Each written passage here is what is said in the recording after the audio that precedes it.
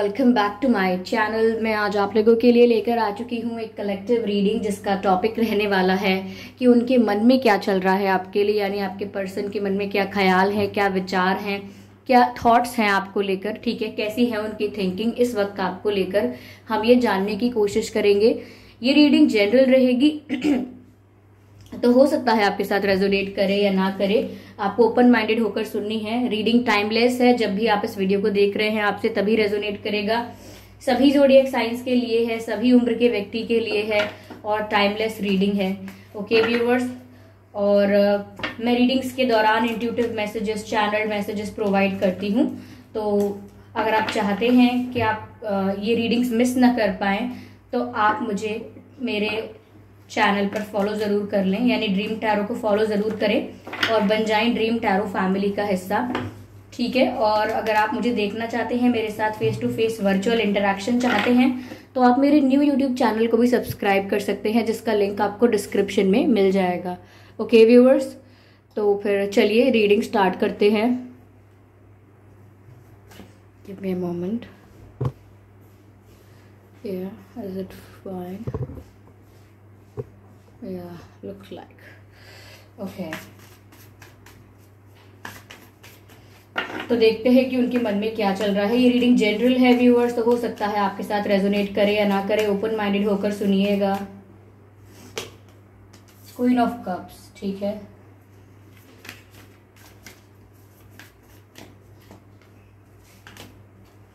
Seven of pentacles, ठीक है।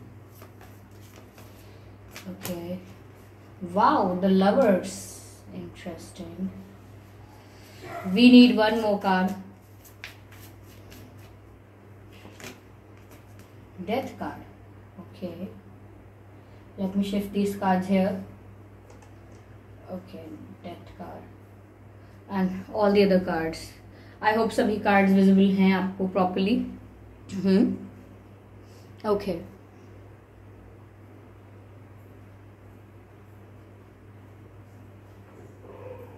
Okay हाँ व्यूअर्स, तो उनके मन में क्या चल रहा है आपको लेकर। पहली चीज जो मुझे नजर आती है वो ये कि वो ये सोच रहे हैं कि अब उन्हें आपके पीछे भागने की कोशिश नहीं करनी चाहिए, या ये आप हो सकते हैं जो सोच रहे हैं कि आपको अब इन्हें चेस करने की कोशिश नहीं करनी चाहिए। Go with the flow, situation को रहने देना चाहिए, जो होता है वो अपने आप होता रहेगा।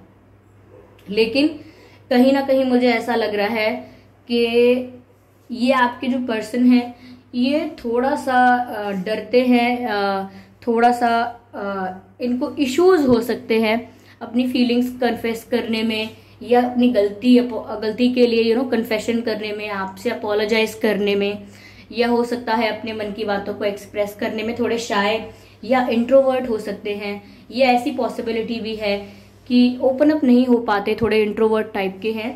तो ये इमोशनल इन्वेस्टमेंट करने से भी थोड़ा डर रहे हैं, या मैं कहूँ हेजिटेट कर रहे हैं, और टाइम इन्वेस्ट करने से भी डर रहे हैं, क्योंकि मुझे लगता है इनका पास्ट एक्सपीरियंस इतना अच्छा नहीं है when it comes to love life. यानी जब लव लाइफ की बात आए तो इनका पास्ट एक्सपीरियंस इतना अच्छा नहीं है, तो ये यही सोचते हैं कि किसी को चेज नहीं करेंगे, किसी को अप्रोच नहीं करेंगे, किसी को पहले से कन्फेस नहीं करेंगे।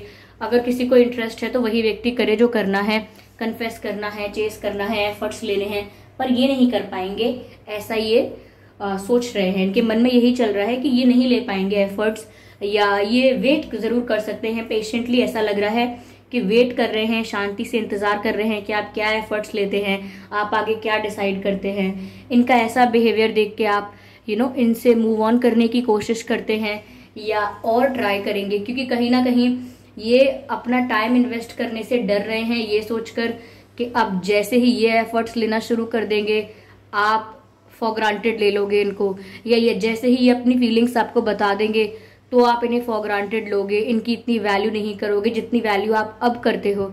तो कहीं ना कहीं इनका ये थॉट प्रोसेस है और इनका ये मानना है कि अगर किसी को अपनी फीलिंग्स कन्फेस कर दो तो मतलब ये है कि अपनी वल्नरेबिलिटी उनके आगे शो कर दो, उनके आगे वल्नरेबल बन जाओ, और फिर वो आपके इमोशंस का फायदा उठा सकते हैं, या आपको हर्ट करने की पावर भी रखते हैं फिर वो आपको, क्योंकि आपका वीक पॉइंट पता लग जाता है।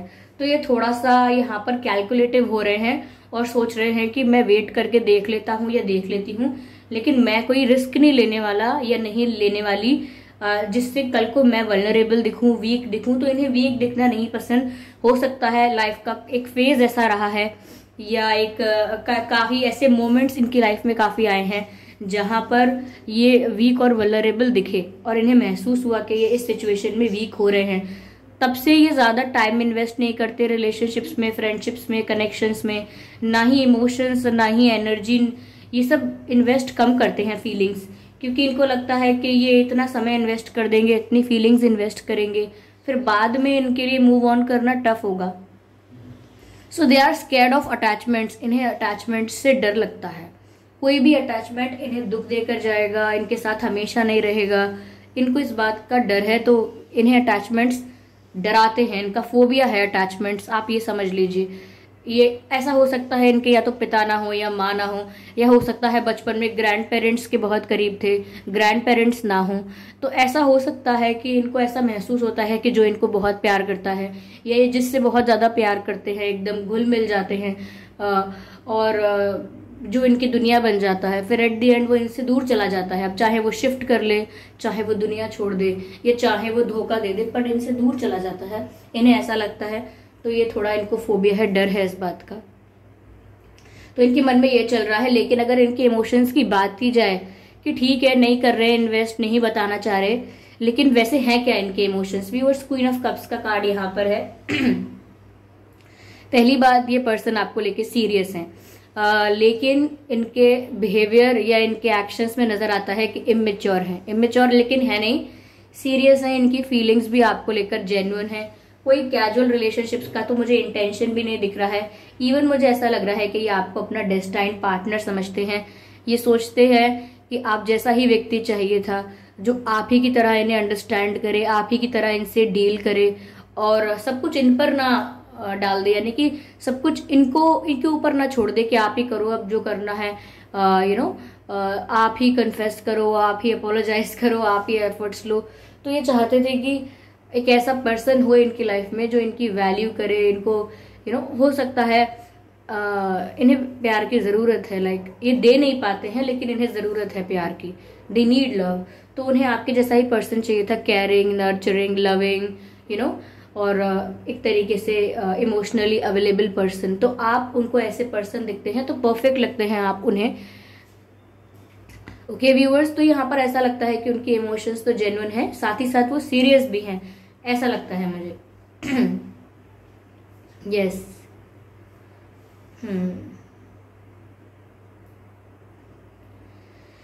ये थोड़े रिलीजियस हो सकते हैं।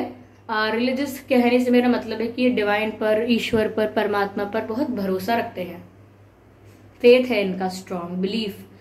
ठीक है, तो ये फेथ रखते हैं। यहाँ पर लवर्स का कार्ड भी है व्यूअर्स, तो क्वीन ऑफ कप्स का लवर्स का कार्ड है। मैं और कितना ही बता पाऊंगी, आप समझ ही सकते हैं कि ये आपका इनके साथ कोई स्पिरिचुअल कनेक्शन हो सकता है। आप इनके सोलमेट हो सकते हैं या आप इनके ट्विन फ्लेम भी हो सकते हैं, क्योंकि जो लवर्स का कार्ड होता है व्यूअर्स, वो स्पिरिचुअल कनेक्शंस को, आध्यात्मिक कनेक्शंस को या पास्ट लाइफ कनेक्शंस को ज्यादा दर्शाता है। तो आपका इनसे कोई पास्ट लाइफ कनेक्शन है, इस लाइफ से पहले भी आप इन्हें जानते हैं, इन्हें मिल चुके हैं। तो व्यूअर्स, जब भी आप इनसे पहली बार मिले होंगे या जब भी आप इनसे मिलते भी होंगे, आपको एक केमिस्ट्री फील होती होगी और बिना इन्हें गहराई से जाने हुए भी आपको ऐसा लगता होगा कि पता नहीं मुझे क्यों लगता है कि मैं इस पर्सन को बहुत समय से जानता हूँ या जानती हूँ, लेकिन मेरे मन में कोई मेमोरी नहीं है, मेरे दिमाग में कोई मेमोरी नहीं है इस पर्सन को लेकर, लेकिन एक अपनापन सा लगता है। ऐसा लगता है कि मैं मिल चुके हैं, हम पहले देखा है कहीं कहीं, अपनापन, ऐसी वाइब आ रही है कि महसूस किया है ऐसी वाइब को अपने आसपास पहले भी, लेकिन दिमाग में कोई मेमोरी नहीं है कि क्या है इस पर्सन के साथ। तो व्यूअर्स, ये जो केमिस्ट्री और ये जो अट्रैक्शन या ये जो इंटेंसिटी आप फील कर पाते हैं इनके आसपास, वो इसी वजह से है क्योंकि ये एक स्पिरिचुअल कनेक्शन है और आप लोगों का पास्ट लाइफ कनेक्शन है एक दूसरे के साथ। साथ ही साथ ये बताता है कि इक्वल यहाँ पर इंटेंसिटी है दोनों की तरफ से, इक्वल अट्रैक्शन है और इक्वल केमिस्ट्री है। केमिस्ट्री तो इक्वल ही होती है, यू नो बिना दो एलिमेंट्स के कैसे केमिस्ट्री कह सकते हैं हम। तो यहाँ पर केमिस्ट्री है आप दोनों के बीच, ऐसा नजर आ रहा है। तो ऐसा नहीं है कि पैशन, एनर्जी, अट्रैक्शन या इमोशंस इनकी कोई कमी है, कमी बस इनके स्टेप्स में है, कमी ऐसा लगता है वो भी, लेकिन ये अवेलेबल तो है इमोशनली।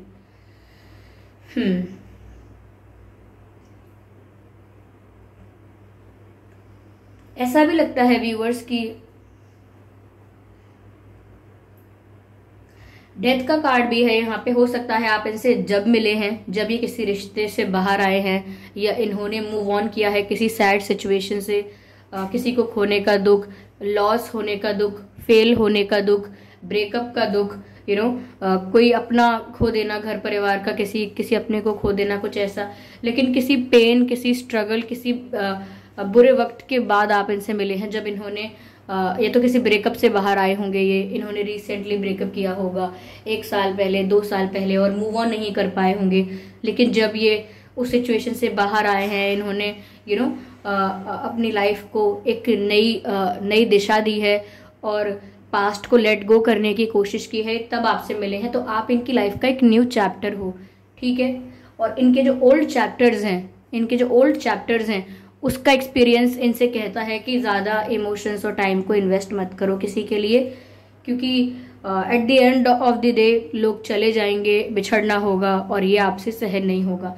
तो ये ऐसा लगता है काफ़ी सेंसिटिव है, एक कोकोनट वाली बात नज़र आती है, ऊपर से लगता है सख्त है, रूड है, एटीट्यूड है, लेकिन अंदर से बहुत सेंसिटिव है, जिनको हमेशा ये डर लगा रहता है कि कौन सा अटैचमेंट इन्हें कब छोड़ दे, कब इनसे दूर हो जाए, और फिर ये उसको सफ़र करें, उस पेन को सफ़र करें। तो ये चाहते नहीं हैं ऐसा कभी, और एक्सपेक्ट नहीं करते कभी ऐसा हो इनके साथ। तो उनके मन में व्यूअर्स ये सब चल रहा है कि वो आपके साथ एक ऐसा स्ट्रॉन्ग इंटेंस कनेक्शन फील करते हैं, एक अपनापन महसूस करते हैं, without any reason, without any memory, और आप उनके लिए उनकी लाइफ के एक नए चैप्टर हैं, उनके लिए एक न्यू बिगिनिंग है। ये सब उनकी मन की बातें हैं जो मैंने आपको अभी बताई हैं। ओके, चलिए इसको और क्लैरिफाई करते हैं।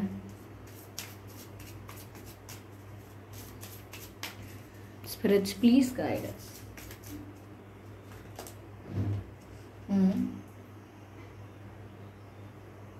पोस्टपोनमेंट, ठीक है। Okay, this card wants to come out. Change, interesting. 2 cards और चाहिए हमें, बट 1 by 1. हार्मनी, ये कार्ड आजकल मैं काफी देख रही हूँ, हार्मनी वाला। Okay, yeah.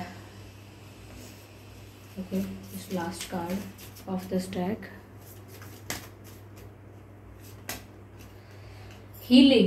Healing is important, yes. Healing, harmony, change, एक प्रॉपर अलाइनमेंट है ये कार्ड्स का।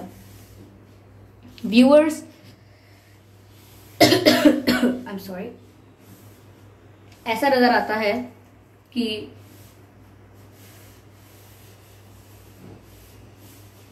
पहली बात तो ये व्यूअर्स कि आपको लेकर जब इनके मन में ये बात आई कि कोई डिसीजन लें, जब इन्होंने सोचा कि आपको लेकर इन्हें कोई डिसीजन लेना चाहिए, या तो आपके साथ आगे कुछ फ्यूचर में चाहिए या नहीं चाहिए, या तो आपसे कन्फेस करना ही पड़ेगा कभी या नहीं करना है बिल्कुल, तो मुझे ऐसा लगता है कि इन्होंने अपने डिसीजंस को डिले किया है कि अब नहीं, बाद में सोचेंगे इस बारे में, अभी नहीं इस बारे में, बाद में सोचेंगे, अभी तो शुरुआत है, अभी तो ये है, अभी तो वो है, बाद में डिसाइड करेंगे। तो इन्होंने डिले जरूर किया है अपने डिसीजंस को, ठीक है। जो सिचुएशंस या जो पेन इनको अभी टैकल करना चाहिए, ये जैसे इनको फोबिया है, डर लगता है, फोबिया कह रही हूँ, फोबिया नहीं है फिर भी, लेकिन डर लगता है कि विश्वास नहीं करते, अटैचमेंट से डरते हैं, तो इनको उस इशू को टैकल करना चाहिए। वो जो भी स्पॉट है, वो जहाँ से उनको ऐसा महसूस होता है या जिस भी रीज़न से उन्हें ये तकलीफ है कि वो भरोसा नहीं कर रहे हैं, तो उनको उस सिचुएशन को उसी वक्त टैकल करना चाहिए। लाइक जहाँ प्रॉब्लम अराइज हुई है और आपको मालूम है कि यहाँ प्रॉब्लम है, तो उसे वहीं डील करना चाहिए, डिले नहीं करना चाहिए कि नहीं सब ठीक है, ठीक तो हूँ मैं, कोई प्रॉब्लम थोड़ी है मुझे, मैं तो कब का लेट गो कर चुका हूँ या कर चुकी हूँ। तो इस तरीके का मुझे लगता है कि बिहेवियर इनको नहीं करना चाहिए। इनके जो भी ट्रॉमास हैं, जो भी इनके पास्ट इश्यूज हैं जो इन्हें आज भी हॉन्ट करते हैं, ओके, या कुछ डिसीजंस हैं ऐसे जो ये डिले कर देते हैं अपनी लाइफ को लेकर, वो इनको पोस्टपोन नहीं करना चाहिए, उसी वक्त टैकल करना चाहिए। ओके, कल करेंगे वाली बात नहीं होनी चाहिए। यहाँ पर व्यूअर्स बदलाव की बात भी है, चेंज की बात है। ऐसा लगता है कि आपके आने के बाद इनकी लाइफ में चेंज आया है, आपके आने के बाद इनकी एनर्जीज थोड़ी लाइट हो गई हैं, थोड़ी रिलैक्स हो गई हैं। तो ये बदलाव इन्होंने आपकी प्रेजेंस के बाद फील किया है कि आपके आने से जीवन थोड़ा सा रिलैक्स हो गया, टेंशन थोड़ी सी रिलीज हो गई और शुरुआत हो गई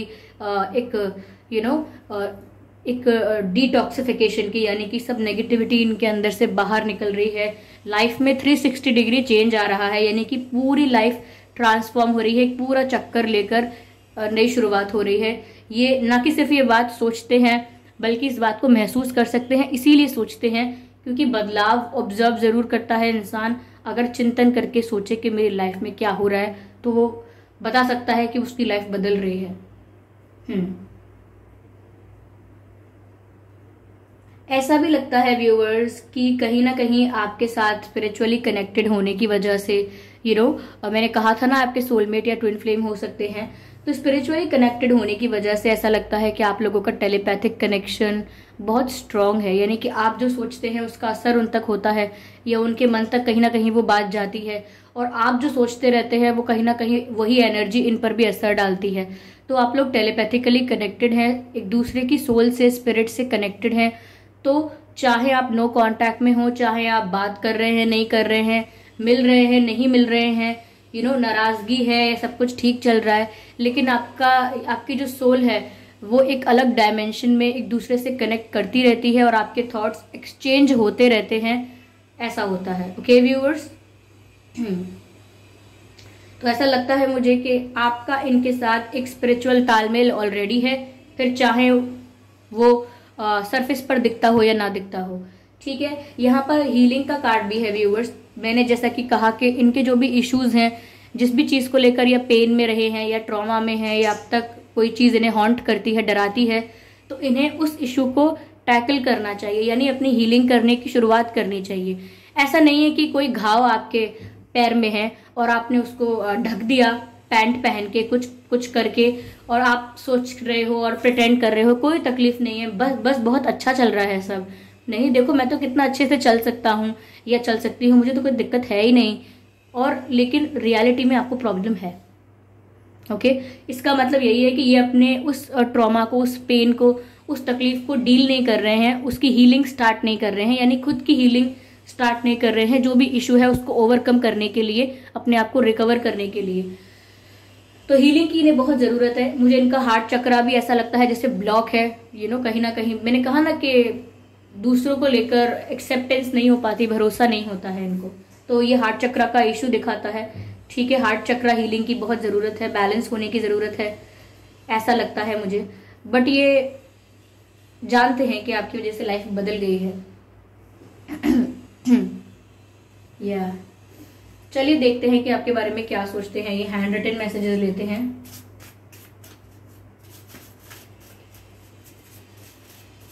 ये कार्ड अनफोल्ड है already. I like your smile, keep smiling always. तो व्यूअर्स, आपके जो पर्सन है इन्हें आपकी स्माइल, आपकी मुस्कुराहट बहुत पसंद है।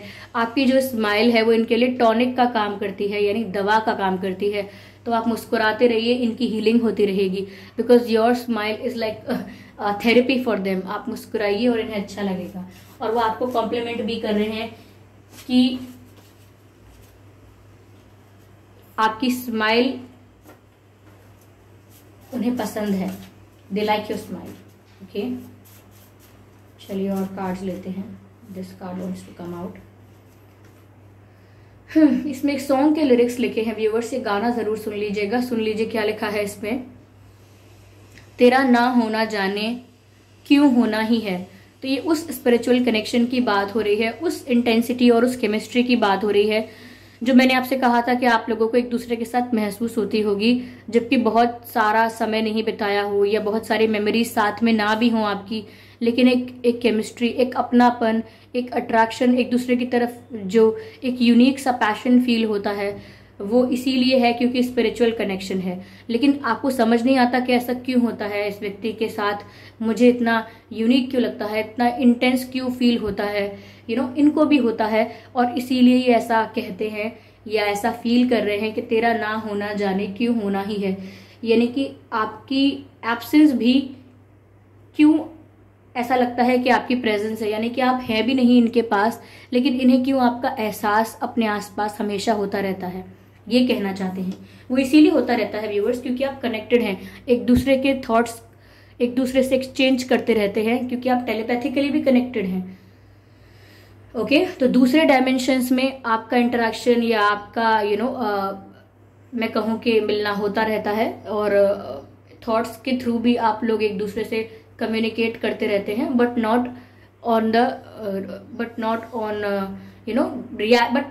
द रियल बेसिस, ऐसा कहना चाहती हूँ। हमेशा सही वर्ड ढूंढने का प्रयास करती हूँ ताकि बात सही समझ में आए।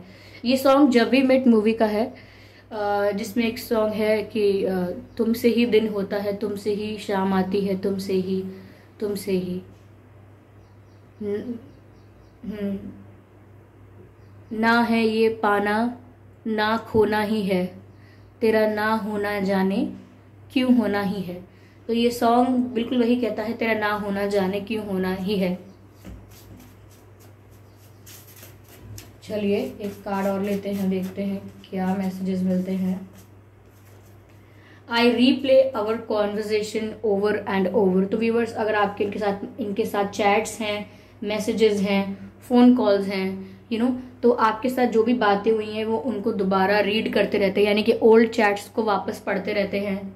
ओके, आपके साथ अगर कोई फोन पर बात हुई है, उनके पास कॉल रिकॉर्डिंग्स हैं, तो उनको ये बार बार रिवाइंड करके सुनते रहते हैं। कोई वीडियोस हैं ऐसे, तो उनको बार बार ये देखते रहते हैं। या अगर कोई ऐसा स्टफ है भी नहीं, तो मुझे लगता है कि आपसे हुई बातें जो हुई थी, जो मोमेंट्स आपके साथ स्पेंड किए थे और जो आपके साथ बातें की थी इन्होंने, वो उन्हीं पलों को, उन्हीं मोमेंट्स को अपने दिमाग में रिवाइंड करते रहते हैं, फ्लैशबैक करते रहते हैं और मन ही मन खुश होते रहते हैं। जैसे कोई बैठा है चुपचाप और अचानक से मुस्कुरा दे और कोई पूछे कि क्या हुआ, मुस्कुरा कैसे रहे हो, क्योंकि उस व्यक्ति को कोई बात याद आ जाती है जो उसके लिए बहुत ही हैप्पी है, तो बहुत ही प्रीशियस है, इसीलिए वो मुस्कुरा रहे हैं।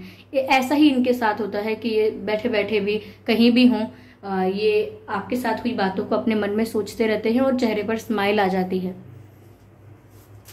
एक कार्ड और लेते हैं, अपने आप ही अनफोल्ड हो गया ये कार्ड।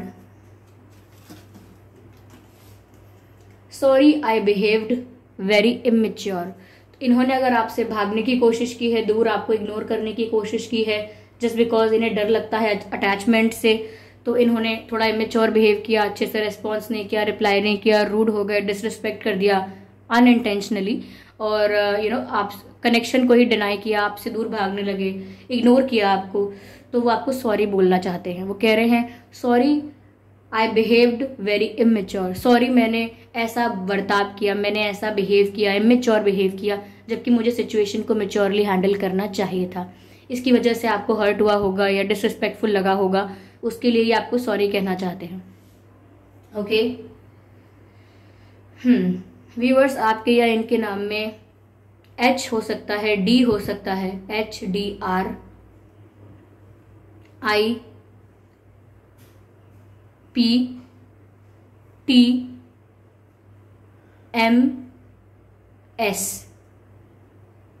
ये कुछ अक्षर है जो आपके या इनके नाम में हो सकते हैं।